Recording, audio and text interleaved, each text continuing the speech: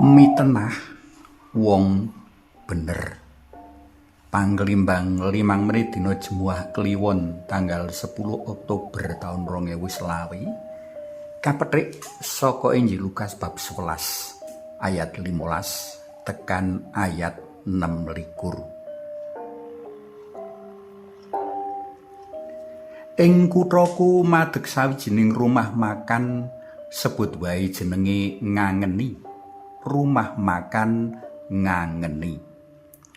Rasane kang pancen mirasa sarta juru ladene kang kejaba melek praupane, nanging uga grapyak semanak ndadekake sing padha ngandhuk mangan ana kono ndlidir. Ralet suwi sumebar kabar menawa rumah makan mau ngingu pasugihan. Jarene rumah makan mau ngingu pasugihan pocongan. Pocongan mau manggon ana papan kanggo ngracik panganan. Jarene kabar sadurunge kanggo ngladekake panganan, piring-piringe luwih dhisik diidoni si pocong.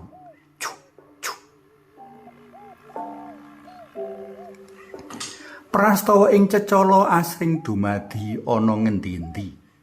Ana kang bener, nanging akeh uga kang ora bener alias amung pitenah. Akeh wong rikala sumurup usahane liyan ngawuhake asil, luwih-luwih asil kang dadi turah-turah, atine dadi panas lan mrekitik. Apa meneh menawa wong mau uga darbe usaha saemper lan katepaan ora laku.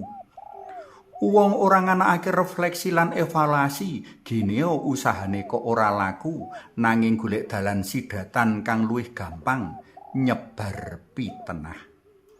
Kanthi pitenah dheweke darbi pangajab usaha saingane kang moncer mau bangkrut, saengga para pelanggan banjur ngalih ana panggonan usahane. Semono uga sajake karo prastawa ing waosan dina iki.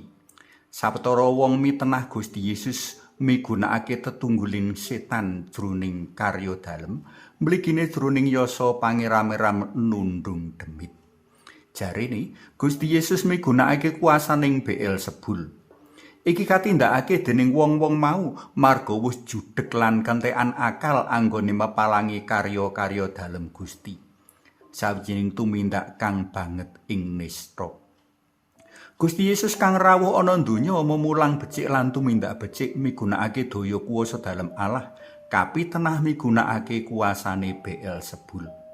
Gusti ora kersa wisa kandha ya pitenah iki mangan tansaya akeh kurban. Mula panjenengane paring wangsulan pertanggungjawaban. Menawa aku nundung demit nganggo kuasaning setan, banjur nganggo kuasaning sapa? Murid-muridmu padha nundung demit. Nanging menawa aku nundung demit migunakake daya kuasaning Allah, dipadha mangertiya menawa satemene kratoning Allah wis rawuh ana satengah-tengahmu. Wong-wong mau padha serik lan kuwatir kami suarane Gusti Yesus bakal ndadekake wong akeh padha ngalih meguru marang Gusti Yesus saengga kejaba pangaji dirine tansaya kucem nanging penghasilane uga kurang. Para tresna pelem kinasih, saka waosan dina iki 3 perkara kaelingake Gusti marang kita. Sepisan dipadha eling supaya ora mitenah liyan. Dadi pendherek dalem Gusti ora luput ming pepinginan mitenah liyan, jer kita iki isih manungsa sekeng lan manungsa wantah. Kapindho, ora ana alane menehi pertanggungjawaban rikala antuk pitenah saka liyan.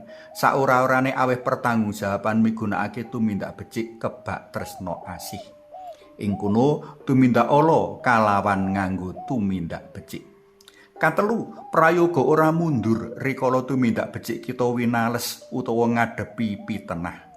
Gusti Yesus piyambak wis ngalami luwih dhisik.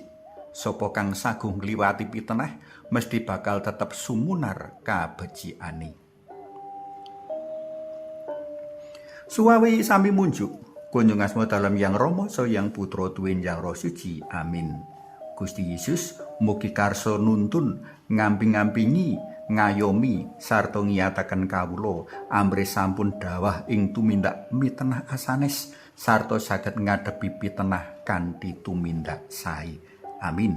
Kunjung asma dalam Yang Rama, so Yang Putra, tuwin Yang Roh Suci. Amin.